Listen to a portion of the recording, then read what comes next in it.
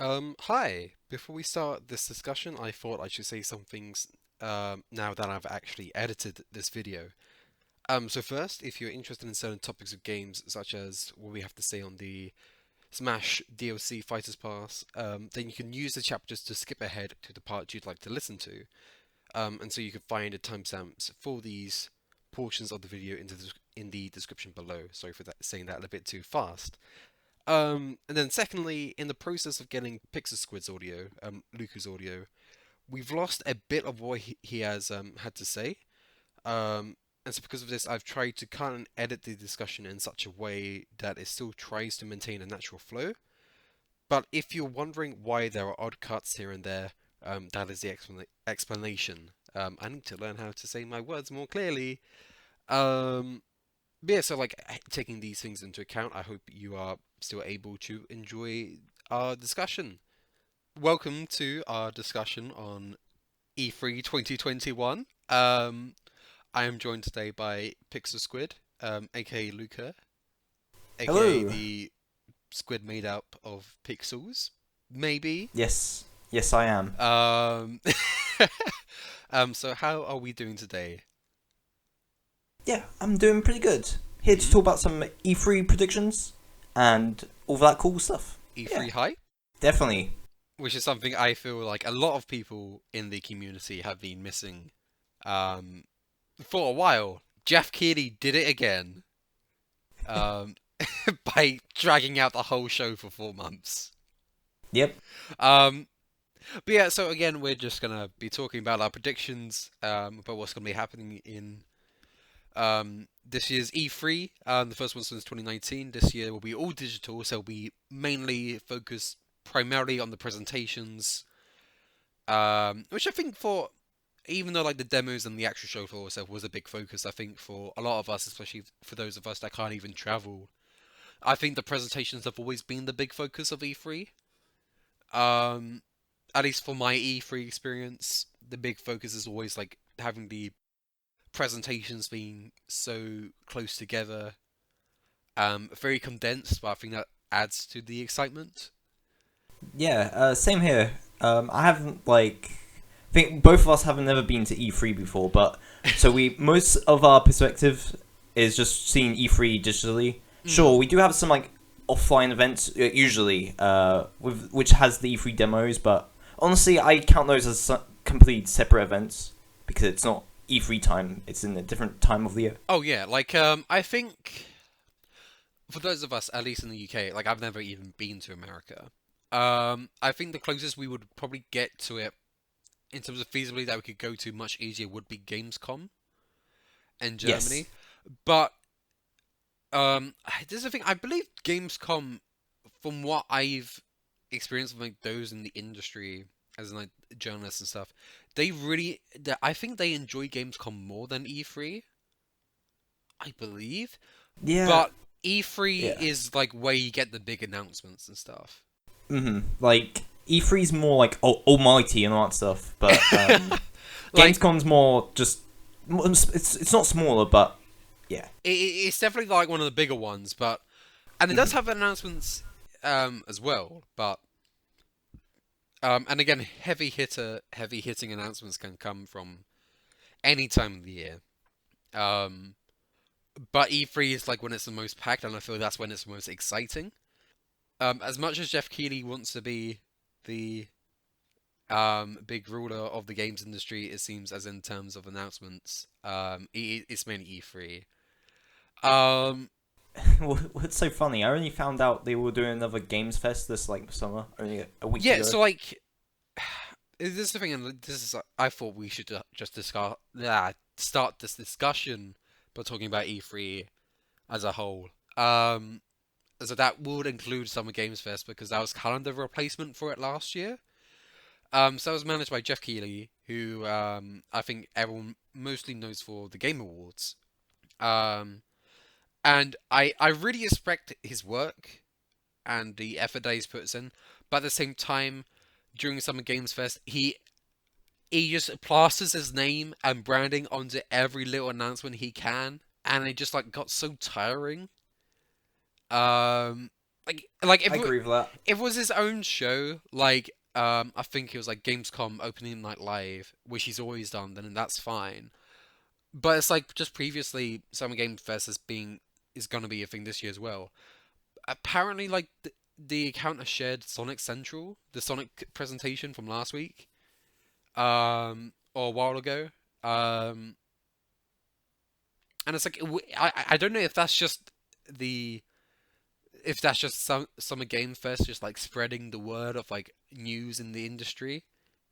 But again, it's just like their own thing. I don't see Yeah, why Summer Game Fest needs to tie its name onto like every single thing. It's really yeah. dumb. It's super weird. It's definitely weird. Like I remember there was the Xbox E3 presentation. Both E3 and Summer Game Fest like say, "Oh, this is our event." It's super Yes. confusing. So thanks, Jeff Keighley. Oh, it's so weird. Again, I respect his work, but I really don't respect how he has gone about it at the same time. Um, Hmm. as well as just about it, I think he's like too obsessed with getting movie people in and not actual people in the industry. Yeah, I agree with that as well. Yeah. Anyway, that's enough ranting about one dude. E3. E3 2019 was probably not the best in terms of, like if you are a journalist because we did get the doxing situation and I like again when we being hype about E3, I'm not being hype about the company behind it. I think that's a really bullshit move on their part. Yeah, it is. So I hope like we don't get any shit like that again. Um, Yeah, I don't think so. Like, Again, like E3 is more like about the experience and like all of the companies involved and us being blessed by consumerism. Hooray! being gamers and Being liking E3 for the announcements. exactly, yeah. Like again, like it's always fun, you know. So what are your feelings for E3 this year in 2021? Ooh, like I'm pretty optimistic with it. I Mm, do have some like not worries, but like things that I don't think we're going to be seeing this E3, specifically with Nintendo. But I'm still very excited to see what mainly Nintendo and some other companies are offering for the rest of 2021. mm. No, I'm the same. I think I'm feeling quite optimistic, but and again, I just like to feel hype in general. Yeah, Maybe a bit too much for my own good. Um, it's just a cycle. yeah, It's the cycle. it's a cycle of hype. And that's not to say like I don't want to get my hopes up. Because again, if I'm disappointed by that, I'm just gonna let that be on me. Because Hmm. again, the important thing is like I don't think I've really seen this comment personally, but I've just seen other people talking about people making these comments. Obviously we have had COVID, and I think the industry is still suffering from those kind of effects. And it's not going to be as simple as like, oh, we didn't have the E3 last year, so like this year is going to be like a massive blowout because we're going to have everything from last year as well. I don't necessarily think that. Um, I mean, I don't Mm. think it's an like I'm feeling quite confident in it, or at least I'm just really excited, at least. Just to see what will happen, like just to have this big buzz again in the industry. I Yeah. think everyone has missed it. Like I do think the pandemic has affected quite a few companies, Mm. especially with Nintendo. But this is a game. This is E3. There will be newer game Yeah, announcements. It's like no, we have nothing to show. End of the day, yeah. like there's gonna be some new stuff to see, which I'm just. I think we both just excited to see what's everyone's been cooking.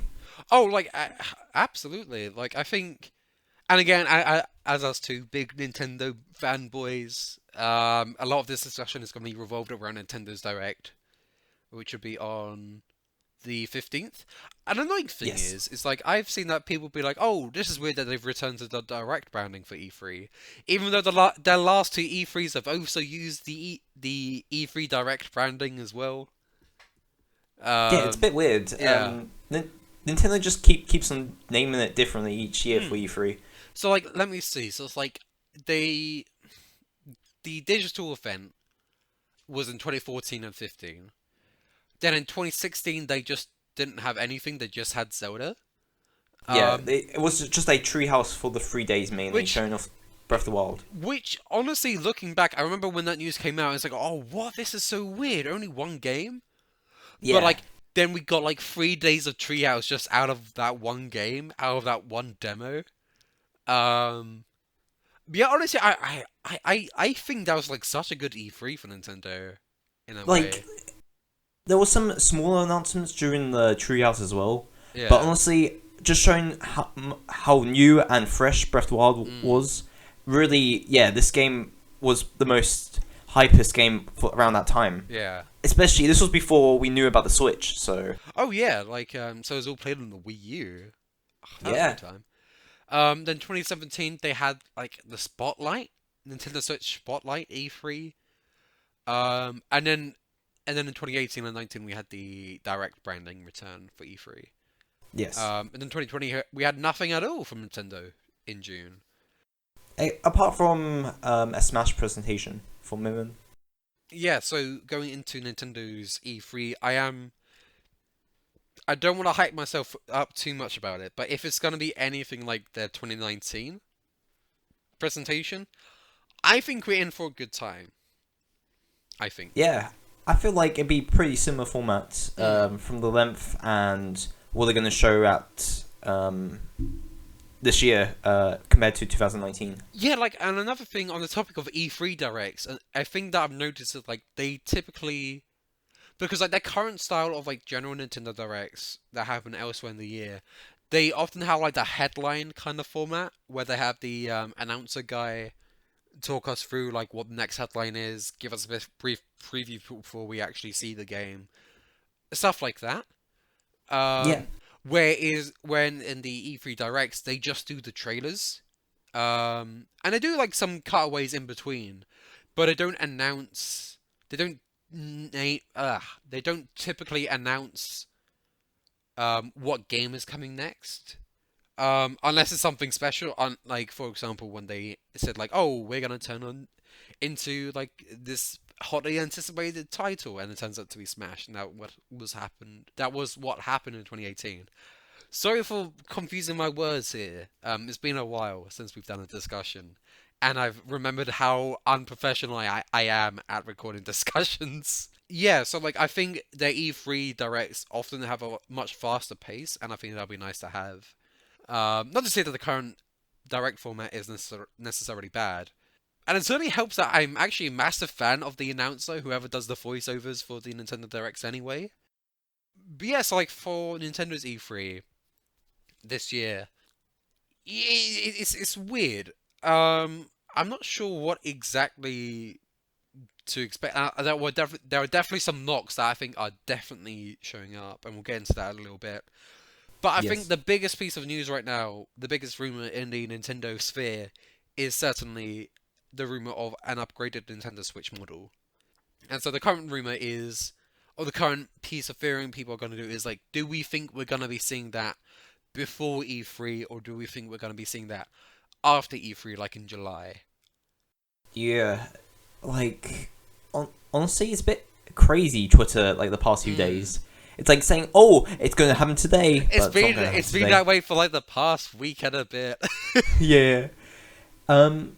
So I feel like there's still a chance that Nintendo could show the Pro before E3, but it's more likely after E3. I don't think the Pro will be shown during E3's direct. Yeah. So for those unaware, it's like there was yet another Nintendo Switch rumor that came out recently. But this one I feel not that it was necessarily more concrete because then it's just another pro rumor. They've been out for like forever since 2018. But this one it came with I can't remember if the other rumors came out with this, or at least not with the same backing. In that like people have been expecting we are very close to seeing the Nintendo Switch Pro, as in when the news broke out, people were saying we're gonna see it in like the next 48 hours or something.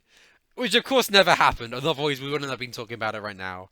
So that was the same date as the Sonic Central presentation. Yes. So we were wondering if like they were really gonna drop the Pro news on the same day of Sonic news. I wouldn't want to see it because I want to know when it's gonna be get released, so I'll know if I can get it and when it does come out, what I will need to do in order to get it, for example. Yeah, that makes sense. Like for me, I'm more waiting for next year. They probably announce a Splatoon 3 Pro Switch. Just get that. Ooh, no, that makes sense. Yeah. Yeah, Um, makes a lot of sense. hopefully that will be the case. Yeah. Yeah. Um, but yeah, I'm thinking another reason why people are thinking it may be revealed before E3, so it may even have been revealed by the time this discussion goes live. Um, people are thinking maybe before E3 because I'm taking too many pauses. Basically, they're thinking it was before E3 so that all of the big third-party companies or whatever, for those that are making graphically intense games on the Switch, they show those games running on the Nintendo Switch Pro or whatever it's going to be called. Yeah, Which I it makes think, sense. yeah, I think that's a very sound reason. But again, it doesn't mean that like it's gonna necessarily be at be before E3. It could very well just be in July because I think the Switch Lite was revealed in July and then released in Yes. September. So I don't think a tight deadline like that is enough to like dissuade. hmm Like the Switch Lite got announced on July 10th, 2019. Yeah, they literally just dropped Hmm. the trailer and say this is the Switch Lite coming out in like a few months later. But yeah, I do think it's time that we did get an enhanced Switch. Um, because it's been like like 4.25 years since the Switch first launched. Um, which has been longer compared to when the 3DS version launched and the new Nintendo 3DS line launched, because 3DS launched in 2011 and then the new 3DS line was in 2015. Yes. Do you think the Switch Pro's coming out this year or next year? Um, I do think there's a chance it can come out this year, like whether that's just to be like for the holiday season or again the similar time frame as the Nintendo Switch Lite. Um, it does depend. I think Yeah. they would want a big game to tie it in with though, and I'm not sure. Again, we may see that title at E3 because right now I think that only they have like in terms of first party they have the Pokemon Diamond and Pearl remakes. And in terms of third party exclusive, it may be Shin Megami Tensei 5 if we were to go by recent leak, which we'll hmm get into later on. But again, I thought a lot this time last year or around this time last year. I think when Monster Hunter Rise was first revealed, yeah, I think that was September last year. Yes. I was feeling quite confident, like, oh, we could be seeing the Pro come out in March of 2021 to coincide with Monster Hunter Rise. And there was quite a few other dates on that same day. It's like Mm, it looks pretty suspicious. So yeah, I think everyone's was theorizing that it could have come out that date, yeah. but it didn't. Um, so yeah, it doesn't necessarily have to come out with a big game, but I do think they would make most sense because I think whenever they do have a new model, they at least have like a new game to go alongside with it. Like Okay, with the so so with the Light, they had the Link's Awakening remake, for example. yes, Um, so with the Pro, I would imagine it would be something that took advantage of it, like somehow. Whether it be power or like some other extra feature of the Switch Pro. what do you think will be the big game then? Um, I don't know. That's the thing. We could see it at E3. But because of that, we may not see the Pro until after the E3. I think the common one right now is I don't think Pokemon Legends will be that game. Yeah, like people right now are saying Pokemon Legends or Breath of the Wild 2. I think Breath of the Wild 2. This is the thing. If it's Breath of the Wild 2, if that's going to be the big tie-in game, then I don't think we're going to be getting the Pro this year because I think Breath of the Wild 2 is 2022 at the earliest. Yes, I agree with that. So yeah, I don't know. It could be Bayo 3. It could be a Metroid title. It could be something new something new um entirely. Who knows? So I think that's enough discussion about the Pro. we've already taken up 20 minutes just discussing E3 and a console that's probably not even going to exist for a good while anyway. Yeah, maybe it was just fake. The rumors were just fake about the Pro. So yeah, let's just dive right into the games that are going to be at E3, and I think the one that is for certain, it's absolutely a lock. Super Smash Bros. Ultimate Fighters Pass 2. I think that has to be. Like, it's been in every big Nintendo showing ever since Smash was like first announced for Switch back in 2018. I believe so. Yeah, like in some form or another, it's appeared. Yeah, and I think it's time for a new fighter as well, since it's been March. Yeah, March since Pyro and Mythra. Yeah, and by the time the Direct comes out, it will be 4 months since Pyro and Mythra were first revealed. Yeah. So we have asked for questions on Twitter, ideas and such on Twitter, and I think one person that wanted us specifically to talk about Smash has been who was it? Tom Surtees, at Tom Legend 101. Thank you. We were gonna mention this anyway, but I thought it'd be nice to like at least shout this guy out who has asked for Smash DLC fighters. I'm again, this is the thing. In a sense, is why I'm kind of thankful of like Smash like finally ending. Is because in a sense I'm so tired with Smash speculation because it's always so fruitless at the end of the day. Because the possibilities of the characters are gonna be are so endless, and every time you think about, oh, this character's very likely because of so and so, you have so many characters that you can say that about, and it's probably not gonna be any of them. Like, yeah, it's gonna be like this random video game character from another series. It's gonna be Squimblo Bimblo from Nintendo 94. Yeah, it's gonna be Bug Bumble. Again, like I always do enjoy Smash speculation and talking about like who I'm gonna expect is gonna appear in Smash, of course. It's just like I always feel it's gonna be a bit fruitless. Yeah. Quickly, do you think we're going to get 2 fighters or 1 fighter at E3? I was gonna ask this as well actually, because I think it honestly is very likely. Well, not very likely, but I will say that it can be likely that we do get 2, depending on how things have progressed. Because it's like, because again at E3 2019 we got both Hero and Banjo being revealed. Yeah, like and like Banjo was like 3 months. Yeah, Banjo was 3 months away because Banjo released at the start of September, and they were revealed for at E3, which was like 3 months prior, around about. Hero was July time. Yeah, Hero was like right at the end of July, and so there was a very short time frame between Hero and Banjo. So I think, and again, like going back to like just Fighters Pass 2, the time between Steve and Sephiroth was weirdly short. I was not expecting another fighter within 2 months. Yeah, like I thought it was going to get like Sephiroth or like whoever that character was going to be at the time, like more in the new year. But yeah, we got like and him right at the end, which was like very surprising.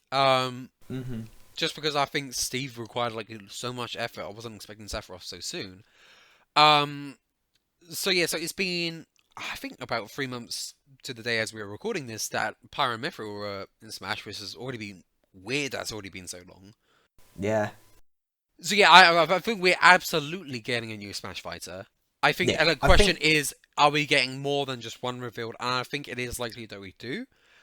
And I think if we are getting 2, that means we're going to be ending on someone that is like really exciting or at least very interesting. Yeah, I agree with that, I think they're wise enough that like if it's going to be a bit of a downer, not a downer announcement, if it's not going to be anything crazy like Byleth was at the end of Fighters Pass 1, then they will save that for its own presentation. Yeah. Like, what worked really well with Hero and Banjo, they were more representing, like, different, like, areas of the world. Yeah. Like Hero was more excited more in Japan, while Banjo was more for the West. And you definitely can tell in the views of each of the Smash fighters and on the different like channels for the Nintendo. It's pretty funny to look at. Oh yeah, like I think, and like, that's the thing. I think the fact that they ended with Banjo, they knew full well what they were doing there.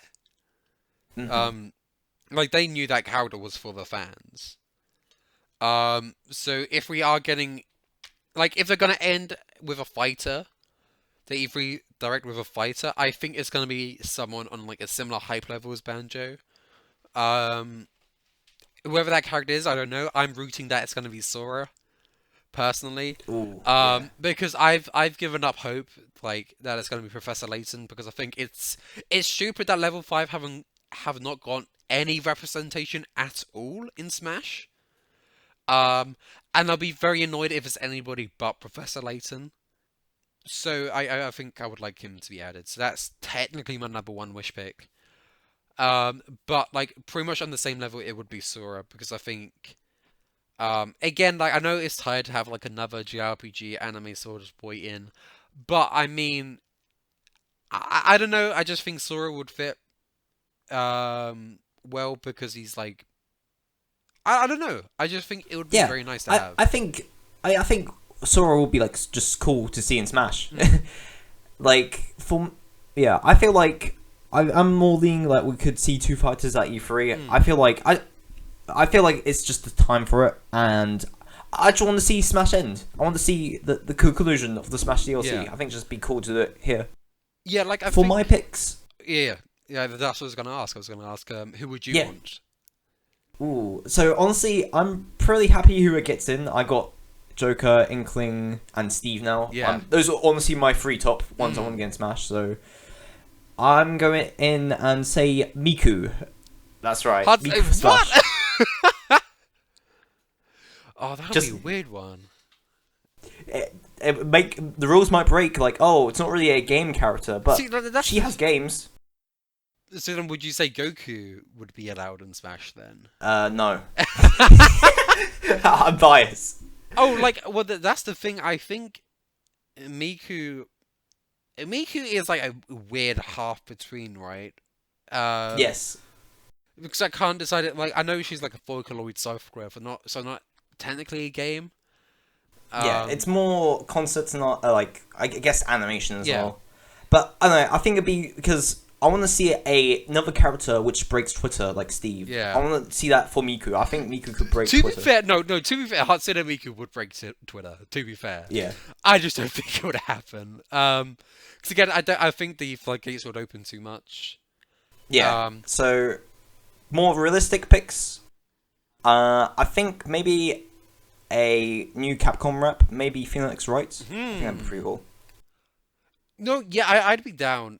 In fact, like if I had to do like a top 10 or something, like three of them would be like from visual novel series, being Professor Layton, Phoenix Wright, and then Monokuma from Danganronpa, which is like never gonna happen. But at the same time, I said the same thing about Joker, so Yeah. Who Honestly, knows? I'd be down for a Danganronpa rep. I think that'd be just cool.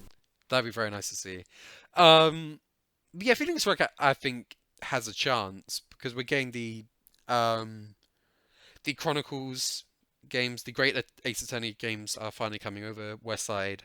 Mm-hmm. And what else? And there are rumors of Ace Attorney 7. I know that's not really a sign of a character being in Smash, but like I think it's more of a sign of like the series is still there. Yeah, Nintendo and Capcom have been pretty friendly recently with like Monster Hunter Rise as well. I think it's either if they want to add a new Capcom ramp, it'd probably be Dante or Phoenix Wright. No, yeah. I'd say that. The only trouble I would have with that is I don't think me costumes like necessarily confirm or disconfirm anything. But if we were gonna get a Capcom character, I feel they would have saved that pack of me costumes for that Capcom character. Yeah, that's a bit weird. They just drop those randomly. It's a bit weird, but yeah. But yeah, who? I am gonna say I think Crash is too likely to get in. if that makes On sense. okay, so I'm been hiding something from everyone except for you and some other like friends. I don't want Crash and Smash. I don't want Crash and Smash at I all. mean, it's weird. Like, I'm not saying I'm not denying him from Smash, but I'm not necessarily eager just because he's a platforming icon. Because we've already got so many platforming icons. Um, I I just don't think think it's. mm, I think it's absolutely likely because again yeah, he is an icon in his own right. Um, and again, it's like it may come to be like, oh, he may actually be a really fun character at the end of the day. like I see like more people like more different characters enter because they'd be cool to play as, and honestly. Honestly, I have played a bit of Crash, but and I'm not like a huge fan of Crash either. So this is Yeah, coming from perspective outside. I can't just see Crash being added. I think Crash would be kind of boring in Smash. I think no matter who Sakurai is given, he does his best to like make it the most interesting. Like even with Min Min, Yeah, I do think a lot of the moveset is boring, but at the same time, I think her moveset is really unique in the world of Smash, and I think that's why I quite like. definitely. Yeah. Um, I think people have been predicting too many Western characters, but I think they're Yes. still gonna stay to Japanese characters. Um, I, They I, I, I prob- don't I don't know Yeah. because I think that's what Sakurai likes, and that's what he's the most familiar with I do potentially. think we will get a more West and a Japan like character for the last two. I Yeah, just think it makes sense. First party or third party. We're not sure. I feel like the last two could be third party, but it could be a mix of both. I think I don't want this reality. I don't think many people want this reality to happen, but I'm not denying a Pokemon character, Yeah, I think honestly a Pokemon character is likely, which and is people like want is gonna hate it. I think at least that's the thing. If we're gonna get two fighters, I think that would be who they would start the show with, and at the end, that's the big blowout character, whoever that's gonna be. Um. Fortnite Jonesy. Oh no! That would be the one character I would deny all access to, specifically because I can actually see that, and I'm gonna be so annoyed. Um. Honestly, I think Fortnite came a bit too late. Maybe as a me costume, but no, you say that Fortnite did come out almost like around the same time as Joker. Just saying. Yeah, like Fortnite came out 2017, or at least that's when it started to get big. Yeah, Um. Joker was more 2016, but came out here 2017. Yeah, So but um, again, it's like Byleth came out in 2019. oh Um, yeah, true, true. Fortnite Josie's coming to and so C3. like I think they probably decided to I think they decided to do a second Fighters Pass, I believe, around E3 2019. I feel like I think I think we say Fortnite Jonesy or whatever the Fortnite character's gonna be. Gills, Steve. Honestly, sure, different games, but I can't see Fortnite being pretty similar, like moveset wise. Like you build and shoot. Hmm. I don't think they will do that in the same fighter pass. No, I just can't. I don't know if I can't see it or I just don't want to see it. Um, but something about Fortnite, I don't think it doesn't have the same legacy as Minecraft.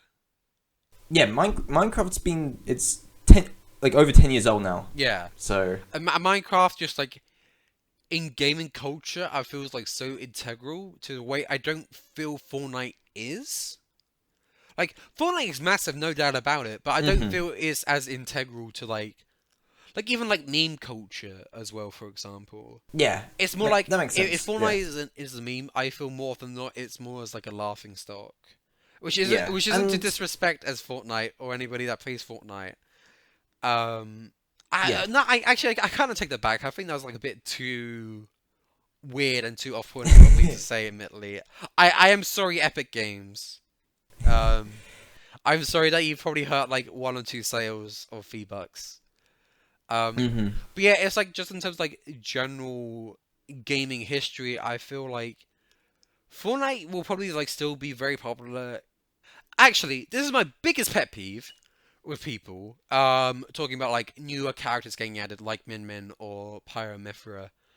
Um, they're saying like, oh, that's just like them um for advertisements for their other new games out on the Switch. It's like no, it's fine. Like again, no matter who gets added to Smash, interest immediately drives up for those series anyway. So I don't think they're just as an advertisement. I think it's because it's a way of celebrating current gaming as well. Like I don't think every character has to be some icon from like the 80s and 90s and then just ignore all of the like really cool characters people are already connecting with in the current gaming era. Hmm. Um so Yeah. it's like but if you could kind of the one I would definitely say this applies to would be Corrin. If I'm being Oh flat yeah, honest, yeah, that would be the only definitely. one where I would accept the argument. But like Byleth, I would, but I think they just got really lucky that Three Houses resonated with so many people. Yeah, I feel But like I do feel like it's kind of their way of saying we want Smash Ultimate to be updated for the Switch, and that includes incorporating the characters and the worlds um, from some of our biggest Switch games or yes, I installments agree with that. in Switch, and therefore, as part of that, that's why I do believe we were going to be getting a Sword and Shield Pokemon. Um, Hmm. Yeah. because if it's going to come out by the end of this year, I think a Sword and Shield Pokemon is the most likely. Um, I don't know who. I don't want it to be Urshifu, if I'm being honest, because that's a DLC and that's a bit too weird. I don't want it to be. I don't want it to be Urshifu just because it's a fighting character. Um, and then therefore it'll be easy to do. I would want it maybe to be Inteleon actually, because like the other spy character we really have is Snake, and I think Inteleon can do like a lot of like cool things potentially. Um, and I think You people. okay? Honestly, you lost me. I don't know. I Oh, don't play that, Pokemon. that's fine. Anyway, um, But but yeah, yeah, I I do think. think Mhm. a Pokemon character is quite likely, much to the detriment of everybody in the community. If there's another first party, I'm really hoping that it is a Rhythm Heaven rep. Um, just because I think out of like all of their big other Nintendo first party franchises that I think really needs a fighter, it should be Rhythm Paradise. But yeah, I don't think Nintendo is solely thinking of like advertising or things like that or getting the obvious picks because we had like we had Joker for example. We had Terry and we had Sephiroth. And so I think there is still room for not off oddball picks, but definitely not what people expected. And I think talking about like the end of the DLC, Smash 4 ended with Bayonetta, and that's why I'm not gonna be totally without faith that the final Smash Ultimate character can be hype. Yeah, Um, I agree with that. Like, I feel like more. It's a slight mix of both. Like, I think advertising is just more a bonus since yeah, right after Biolis presentation, we got the new DLC for free houses. But yeah, honestly, I yes, think that's just a bonus if the timing's right. yeah. I think that timing just lined up well. Hmm. And there will be sneaky like, oh, by the way, we got like a new DLC. This isn't an advertisement, I swear. Like, Um, literally, Sakurai suggested to play Banjo Kazooie on your Xbox oh during yeah, the like, Banjo and presentation. again, it's like, again, like the thing that I don't like, but like, oh, this game is coming to Switch. They, like that gives them a good chance for coming to Smash. But it's like, we have like no new King of Fighters or Fatal Fury game for the Switch. Final Fantasy VII Remake is for PlayStation. Um, Hmm. Arms it probably will have an Arms 2 eventually, but even then, Arms is like 3 years old. Xenoblade Chronicles 2 has been 3 years old. Um, and of course for us, Joker is the only thing on the Switch has been Strikers. I think Nintendo part of them is like not driving interest for other series, but just driving interest in towards Smash and just making it the most ambitious thing ever. Um, Yes, I agree with that. and so as part of that, that's why I'm going to be. That's why I'm going to be a bit more hopeful in terms of the character picks. not getting my hopes up immensely, because again we did end Fighters Pass 1 with just Byleth. But again, it's like I don't think that's cause to be like, oh, don't expect anything. But at the same time, it's like, again, I've already got Joker, I've already got Inkling, and I've already got Pyra. Um, Yeah. so hey, I finally got my waifus added to Smash. So how could I not be happy? Um, but yeah, Smash is definitely locked for E3. I think it will just be, of course, a matter of who is gonna get added. And if we're gonna see more than two, I think if we don't see two, I think I'm gonna lower my expectations for whoever the final fighter is gonna be. Yeah. But if we're getting another character, if we know that we're gonna get two, then I'm gonna expect at least one of them to be massive. And at the same time, this is like an E3, so I don't think they'll do a first party, or if they're gonna do first party, it won't be someone that everyone expects. Maybe, I don't know. It's honestly like I'm thinking of characters they can add. It's honestly pretty mysterious what they can add. They could add anyone like at a stage like sure like Banjo and like some others like Steve and all that stuff feels like they will go coming out at some point. Like yeah, I'm excited to see who the final fighters are. I kind of don't want, if I'm being honest, I kind of don't want any Nintendo character from a returning series unless they were like underrepresented like Xenoblade was with Pyra and Mythra. Because like I see people throwing around Dixie Kong, for example, and it's like it's not that I don't want Dixie Kong in, but I just think that's kind of like a boring choice. Personally, It feels like borderline Echo Fighter. like I'm sure like Dixie can be her own fighter, and there could be enough material. But in yes. terms of like the character being added, I just don't like. I'd be fine with it. I'm just not like too sure how I feel about that. Um, I will say, as a final, very pie in the sky hope, it's never gonna happen because this game came out too recently. But I would really fucking love Zagreus from Hades to be added. That would be hype. Because I have fallen in love with Hades over this past semester of university. And it's just kind of kept my motivation going throughout all of it, and I just love it. And so I would honestly really love Zagreus to make it in. And I just fear by the time the next Smash comes around, I just don't think Hades would like have that same impact. Yeah. Anymore. So like, if Hades like somehow is it, I'd be so happy. I think any indie character will be like hype. Like okay, I think for the general audience that wouldn't be hype, but just seeing a full-on indie character as one of the final characters in Smash, I think that'd be like amazing. If I have to quickly select a indie character, it'd be probably Madeline from Celeste. Madeline, like quite like, yeah. Yeah. I think she could be quite good. Yeah. And then it's gonna be a Monos. No. Watch it. It's gonna be a Monos. I mean, I wouldn't be surprised if we got a Mii costume. Yeah, it'd be definitely really more funny. Mii costume. Yeah, but not a full-on fighter. Although, like, if Cuphead already didn't have a costume, I would really have hoped it would have been Cuphead. That would have been amazing to see. But alas, we'll just have to see. Anyway, right. This is 50 minutes. this game's at E3. This game's at E3. We're already like 50 or so minutes in, and we've just talked about Smash. I'll have to add chapters and stuff. Yeah. I've got a list. I've made a list of Nintendo franchises. So I thought we could like go over them. Sounds good. Pokemon. I think we're gonna be seeing. I know you're not interested in Pokemon, so I'll keep this brief.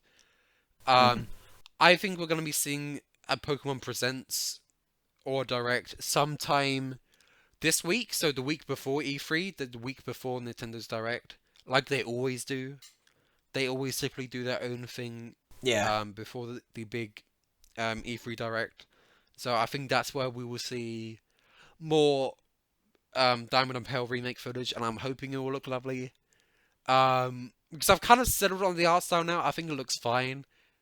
I'm just curious to see where it goes, and that's the same for Legends. I hope Legends is doing okay. Yeah, I think it's pretty likely we see a Pokemon Presents. Yeah. I do find it weird though. They announced the release dates for both of those games like a few weeks ago though. Without, yeah, yeah, I'm curious about that as well. So I'm curious about why they announced those out of the blue.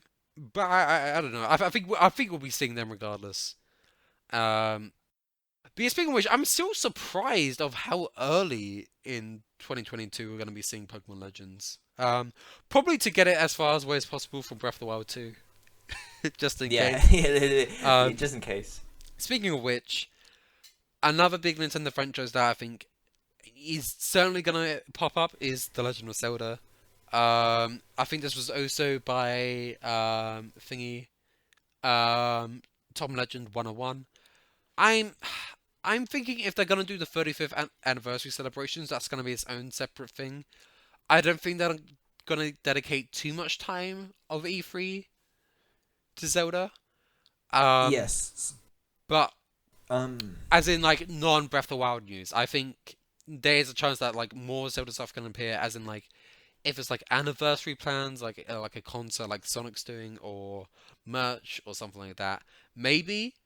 But I think that well, no, they're just gonna do it about games. I think, and I think the only one I could think of is the dual pack, or like two dual packs. One dual pack maybe for Twilight Princess and Wind Waker, and another maybe for Ocarina of Time and Majora's Mask. Like, I'm honestly, lots of people are hyping up like Zelda being shown a lot at E3. I'm honestly on like the other side that I don't think we're going to see a lot of Zelda at E3. I think like sure we're going to see some stuff like Breath of the Wild 2, maybe just a trailer. But I think most of the anniversary stuff will be holded like for its own separate for the future. Yeah. For its own separate time because like people are saying, oh, we could see a Wind Waker and Twilight port, but then Nintendo are really pushing and advertising Skyward Sword, which is coming out the next month in July. Yeah, that's the thing. If they focus more on Skyward Sword HD, then I would either want it to be a very brief trailer, or showing the substantial new content that's in the game. Because all I'm getting right now is like not on the same way that like I'm hoping it's the definitive way to play the game, but at the same time it's like I'm just feeling that's not hasn't gotten the same dedication compared to the Wind Waker and Twilight Princess HD ports or the 3D remakes for the N64 games. I can see them like half. It depends on where they want to put the Breath of the Wild 2 trailer. I imagine towards the end. I'd imagine. Because like that's how they closed out 2019's E3. But yeah, I think we're gonna get another look at it. Maybe a title drop, and then a release window of just 2022. We shall see. I think. Yeah, it feels like that feels like the more realistic because, I can't just see them showing so much of Breath of the Wild 2 because if you remember at 2016 E3, they literally showed like a new trailer for that and then showed so much gameplay of that. The treehouse for this E3 is only going to be 3 hours on. Yeah. And that's also considering all the other games at E3 as well. So like, I think. Sorry to interrupt. I'm just gonna say like I just think we are gonna see an extended, well, not an extended look, but we're gonna see a new look at Breath of the Wild 2, and maybe some bits at Treehouse potentially, but if not, I think we're gonna like see it. If they're gonna do like demos about it, it's gonna follow later in the year, possibly as its own event. That's I agree what with that. think. Yeah. Okay, so that's and then yeah, like the Age of Calamity. Oh, speaking of which, were you able to get the expansion pass for free? Yes, I did. Yeah. Okay. I'm curious to see like if that's actually going to be allowed because I'm curious to see if that is legitimate. I guess time will tell. There's no literal AI that can detect it. It's on the literal system with like the data. Like if they really want to do, they refund everyone and I don't know.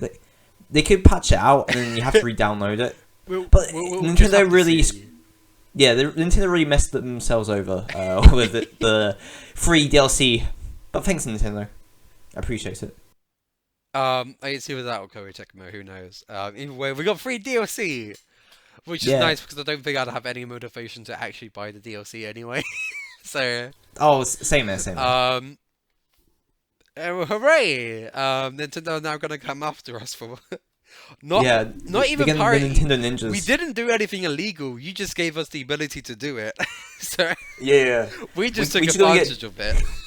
We're just gonna get DMCA'd anyways. Fuck's sake. Right, moving on. Next down my list. Oh, actually, speaking of likely things, this is both a game that I think both of us are very looking forward to. Splatoon 3. What's that game? It's something about squids and the apocalypse and France Oh being my God. destroyed and gender no Oh longer yeah. existing. Oh my god. Oh my god. Um, Sounds lit. Sum me up. but yeah, no, honestly, I'm really. Do you think we're gonna be seeing Splatoon 3 at E3? Oh, the big question. Like, honestly, I'm so torn at all this because I was saying, like, before they announced their plans, like, yes, Splatoon 3 will get shown at E3. I'm still feeling it will shown out because in the E3 post they did say they were more focusing on this year's games. But then mostly. again, they said the same thing about the direct early this year, and then we still got Splatoon 3. Like, Yeah. Oh yeah. True. like I Oh my think God. that's just their way of saying like, don't expect anything to, don't expect many announcements to be stuff for the very distant future. But like that's not to I say think- that like things will be yeah. outside of 2021. So that's why that's why I think like for example Breath of the Wild 2 probably isn't gonna be I don't think it's gonna be this year. I think that's gonna be 2022. So but I still think it's time that we see another look at that. With Splatoon 3, I think they could get away with not showing us anything because I think it'd be dumb yeah. if they didn't show anything for Splatoon 3. Like, Curious thing is when is it going to get released? Because if it's going to be March, I can see it being the big March game. ooh, yeah. Like Animal Crossing was for last year, and like how Monster Hunter Rise was their big March game for this year. I can see like Splatoon 3 being that one from next March. yeah, like, And if that's the like, case, so seeing more Splatoon 3 at E3 would make sense. yeah, I think it would make sense. Like, I've been torn around it, and I think I made the decision that yes, I think we are going to see like at least a trailer for Splatoon 3 Yeah. and maybe even some gameplay during Treehouse. I think I actually I'm gonna plug my own thing right now. Whenever this video gets uploaded, a new video from my channel where I talk about Splatoon 3 predictions is gonna go up. Card on the top. But yeah, to like continue what I was talking in that video, I do think we're gonna see new weapons, new maps. I also like my gut. This is really my gut feeling. I do think we're going to get an announcement for a test fire during sometime this summer. I think it's possible because again, like back at when Splatoon was first revealed back in 2014, again that was like a whole year before it was even released. And back at that E3 showing that we got the demo there as well. So again, I Yeah. don't think timing is necessarily an issue. I'm really hoping they do a Treehouse Live segment for it, and I can see that being like they get Nogami-san or another representative from the Splatoon dev team, playing the game with other people, with the other players being people in the dev team, or something like that, and just like hearing Nogami-san talk about the game more, like how our battle's gonna work now, maybe give details like what the story's gonna be, or what the big new features are gonna be, and I'm really hoping it's gonna be substantial quality of life stuff, as in being able to choose what mode you want to play, like that kind of yeah. stuff. I want to see, because if they do that, then that will just make Splatoon 3 almost automatically a far better experience. Like they could do quite a few things of like how they present the Yeah. information as well, because if you look at previous directs, the Splatoon section do go under like another like narrator for the Squid's research lab, and that's more like a mini presentation inside the presentation, more explaining about the game. So for Splatoon 2, they announced the new like maps, weapons in that, and even a new mode and some other like quality of life features. So I could honestly even expect just maybe even at the treehouse they even just drop a trailer for a new Squid Research Lab thing like that, or maybe it's in the E3 presentation. I think if they're gonna focus on anything, they're just gonna give us a better look at like the game, like the actual multiplayer side. I don't think we're gonna see anything to do with single player or another mode until much later down the line. If we are, it's gonna be I a agree with very that. quick tease. Or maybe not a very quick tease, but like just like an overlooming tease. Yeah, I Like definitely think that there's gonna be more teasers and more questions we need to like answers for, because even the original Splatoon 3 trailer, literally it's like in the wasteland. Eiffel Tower's upside down. There's no water anymore. Yeah, I'm just excited for Splatoon 3, man. Oh, like Splatoon, I'm really happy as is pretty much on its way to becoming, if it isn't already, which I think it already is, one of Nintendo's most powerful franchises. At least they're like their most powerful in-house franchises. Yeah, Because like it is. Splatoon 1, despite being on the Wii U, like sold so much. And then, like now on the Switch, it's already sold like Splatoon 2 has already sold over 10 million, which is impressive considering at its time of release it was only 2 years old. Um, with Splatoon 2, I think it did get away with being too similar to Splatoon 1 at launch. Um, Yeah, at launch, but if you look at the game as a whole now, it's I think so there's much enough more. content. Yeah. It's literally I think Splatoon 2 has defined itself for being a sequel now. Oh, like I think that was always the case, but I think especially more so now.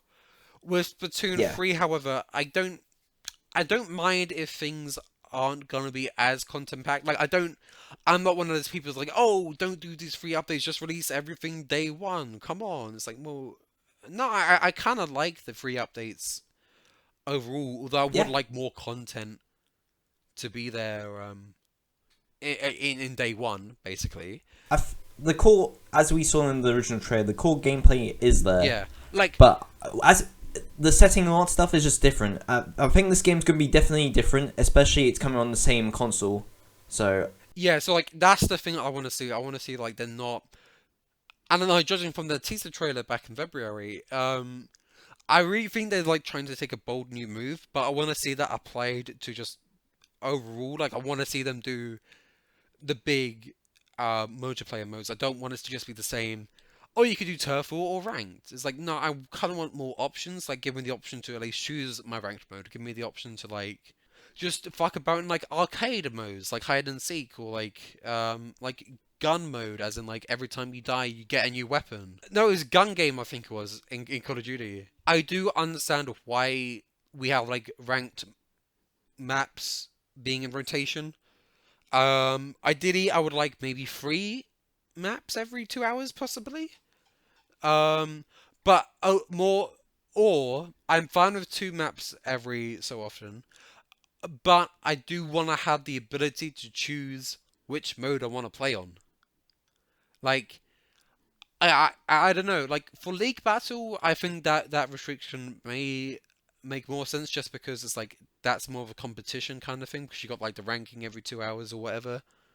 Um, but with ranked modes, it's like as someone that mainly plays solo queue, there's nothing that's been more heartbreaking than like being finding some free time for, but I just want to play Rainmaker because it's my favorite mode and I can't.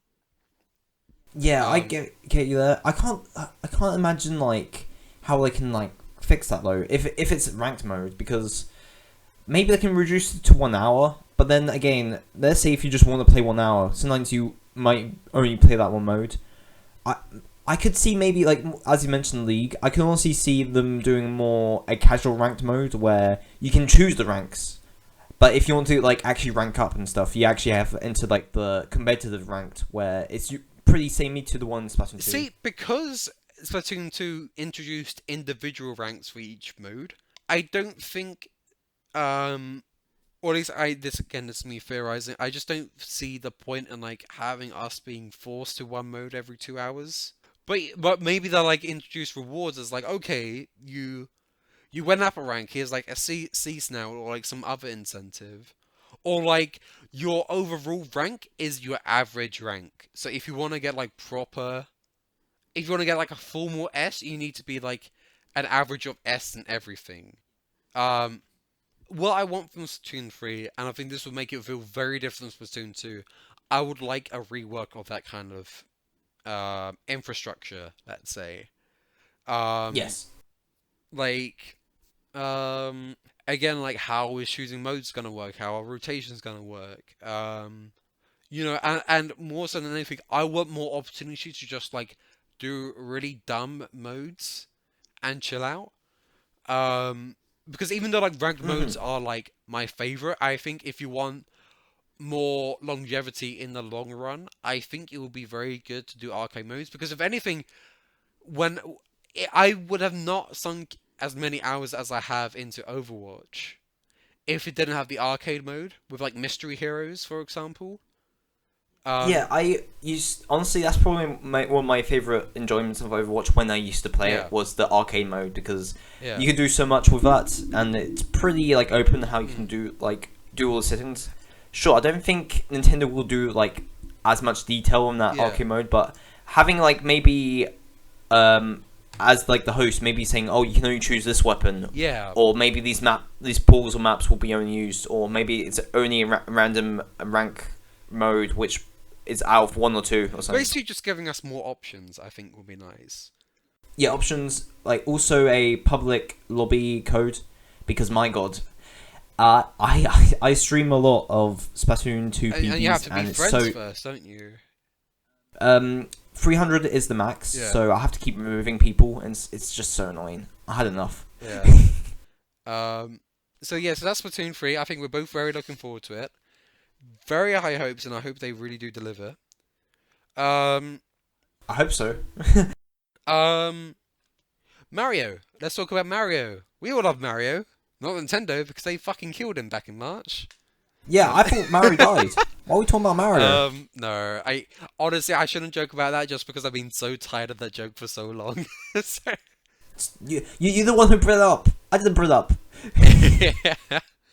I was just trying to get in a cheap joke. I'm sorry.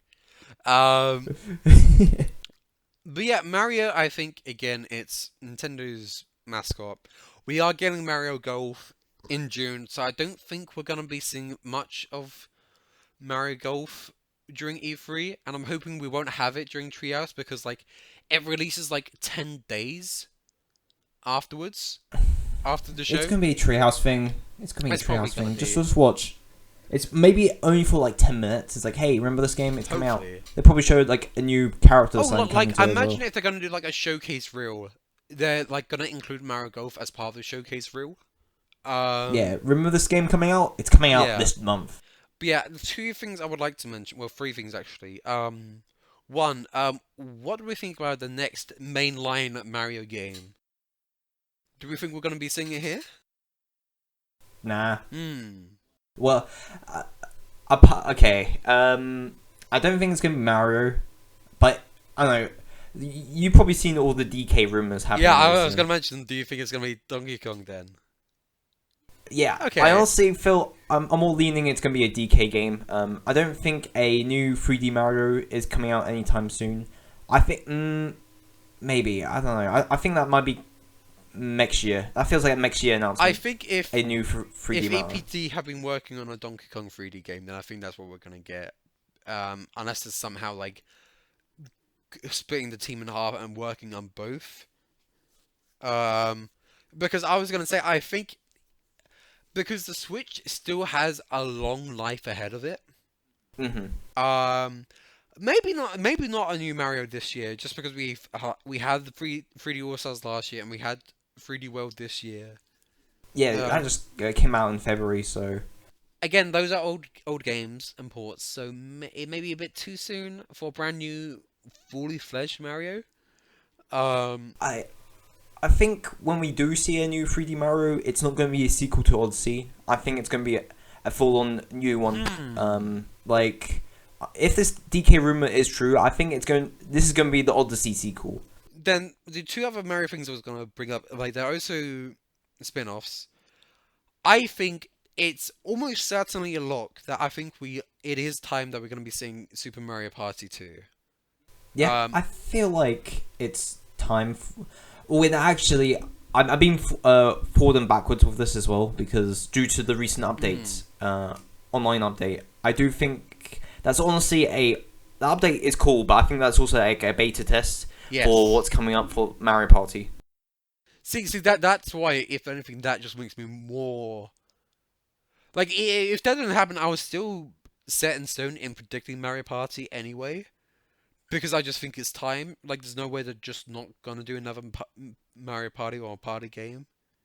Um, Yeah, I think it's if it doesn't get shown in this E3, I think it will get announced sometime this year.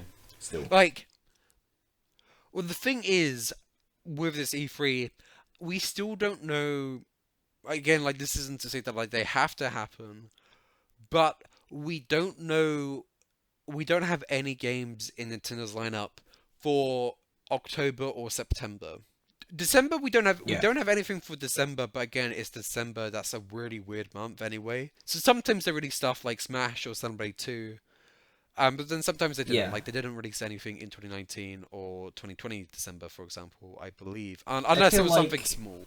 yeah, I feel like the December date's more if they had other games for the other months already, so it's pretty Mm, full. So I don't expect a December game. Maybe something small. maybe. Um So yeah, I think I'd be up for seeing Mario yeah. Party 2 or Mario Party 11 or 12 or whatever party number we on. I just hope it has.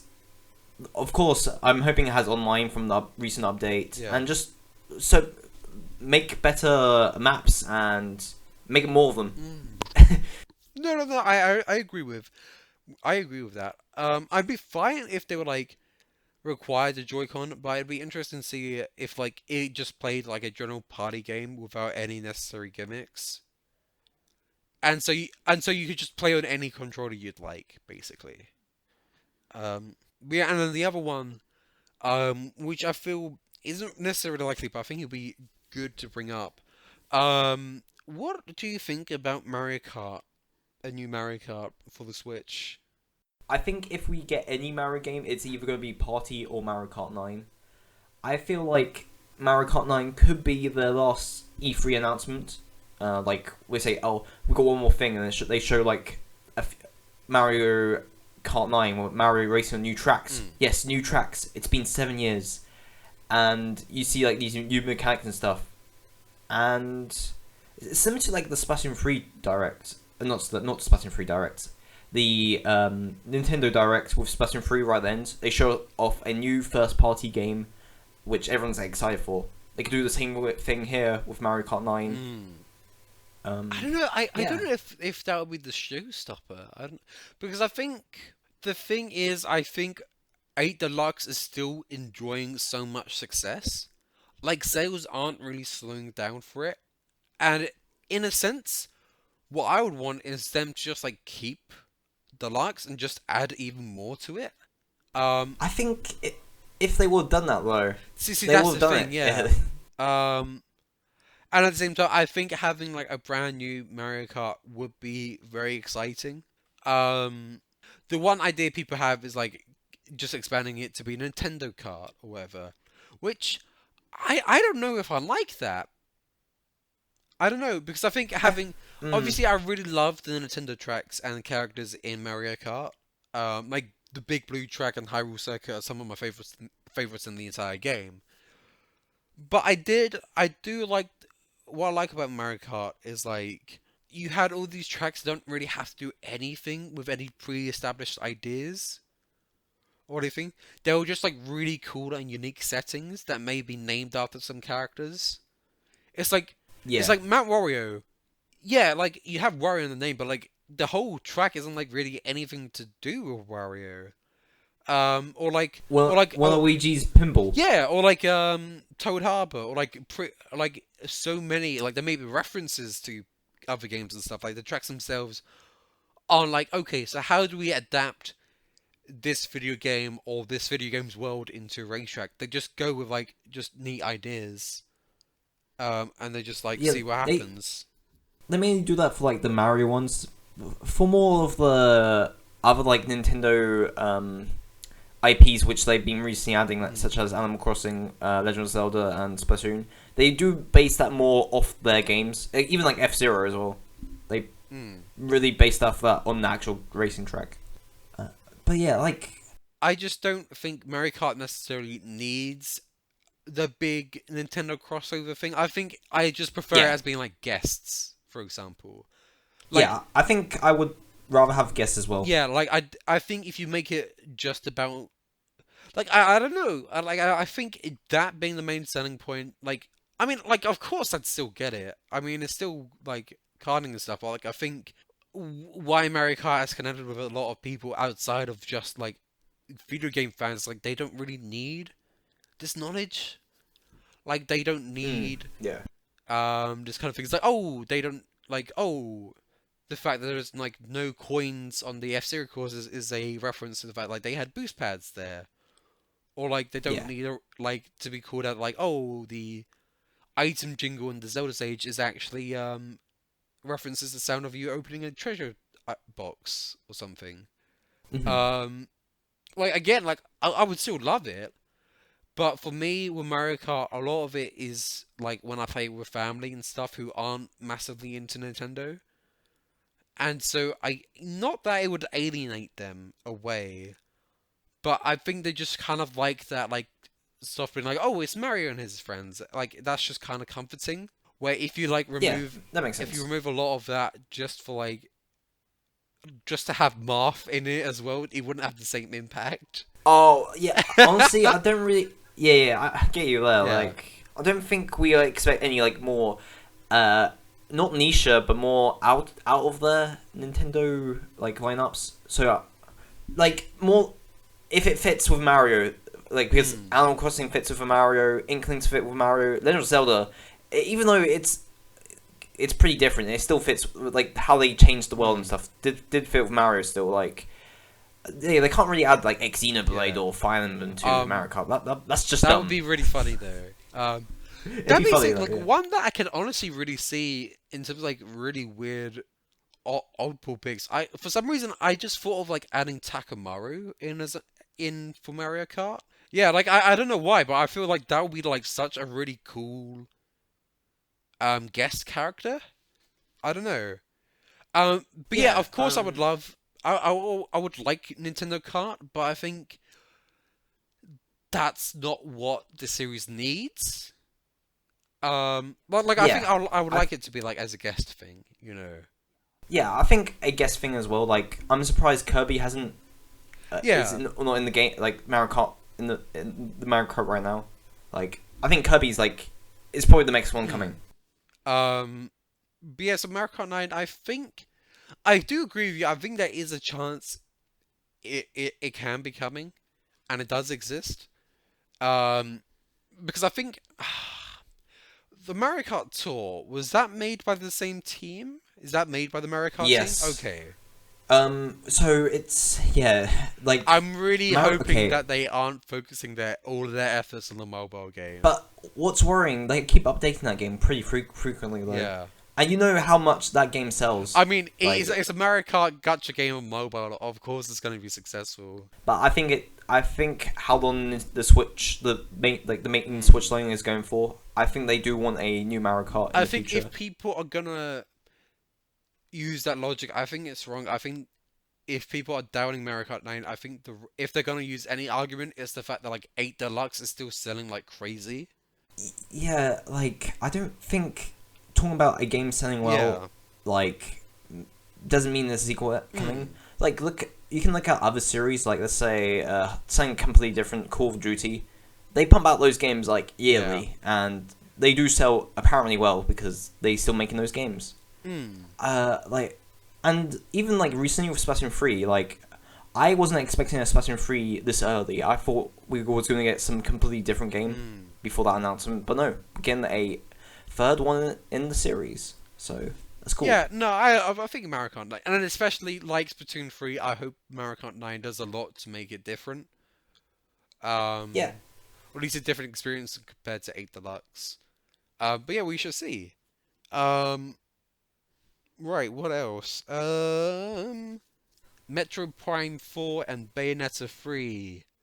Which, if any, are you gonna predict will be the one to Oh. turn up? Because if I'm gonna place my money on anything, I am gonna say Bayonetta 3. Because like okay, so like Bayonetta 3 was first announced at the end of 2017. Metroid Prime 4 was released, not released, jeez, was announced in June 2017, so of the same year. So it's been 4 years. But of course, Metroid Prime 4, um, it restarted development at the start of 2019 or around that time. So it's been in development, this new development for 2.5 years. Um, so we could see it, but I think because um we've had that information like development hasn't gone the way it's planned and they just started to like go all, essentially from scratch, I believe. Um, or Hmm. just like rebooting it. So like removing everything entirely, but like definitely rebooting it. I think they do really want this to be like as grand as a return as they can do.